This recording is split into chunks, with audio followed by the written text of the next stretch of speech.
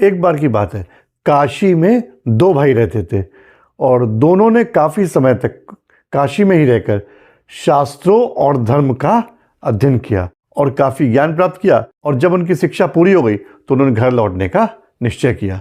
उस समय आने जाने का कोई साधन तो था नहीं कि ट्रेन बस वगैरह हो, तो पैदल ही दोनों ने चलना चालू करा। उनका जो घर था वो काफ़ी दूर था, काफ़ी दिन लगते थे। तो वो क्या करते थे, दिन में चलते थे और रात में जिस गांव से भी वो गुजर रहे होते थे, अगर रात हो जाती थी तो वहीं पर रुक के विश्राम कर लेते थे किसी के भी घर में। एक बार जब वो एक नगर से गुजर रहे थे तो वहां के धनी आदमी को पता चला कि दो विद्वान हमारे नगर से होकर गुजर रहे हैं।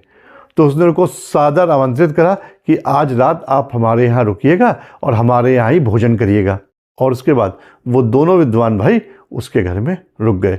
उस आदमी ने उनके से खूब अच्छा व्यवहार करा, उनको सम्मानपूर्वक बैठाया और अपने नौकरों से कहा, ऐसा करो इनके लिए बढ़िया बढ़िया खाने की व्यवस्था करी जाए, अभी ये आराम करेंगे, उसके बाद बढ़िया बढ़िया खाना तैयार करो, ये लोग खाएंगे। और जब वो दोनों आराम कर चुके तो धनी व्यक्ति उनसे मिलने पहुंचा और बातचीत के दौरान ही उसको समझ में आ गया कि दोनों भाई एक दूसरे को कम समझते हैं अपने से, मतलब अपने आप को दूसरे से सुपीरियर समझते हैं। तब उसे बड़ा अजीब लगा, मतलब काशी में पढ़कर भी इन लोगों में विनम्रता बिल्कुल नहीं आई। और जब धनी व्यक्ति ने एक भाई से दूसरे भाई के बारे में पूछा तो उसने कहा, अरे वो तो पूरा बैल है, बैल।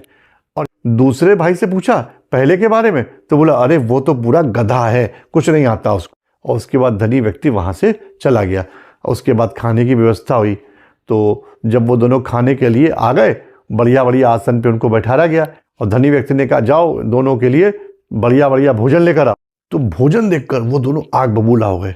एक की थाली में भूसा था और एक की थाली में चारा था। और उस धनी व्यक्ति से बोले, क्या हम जानवर हैं जो ये खाएंगे? पैसे वाले हो तो हम भाइयों का, हम विद्वानों का अपमान करोगे? ये तो लक्ष्मी द्वारा सरस्वती का अपमान है।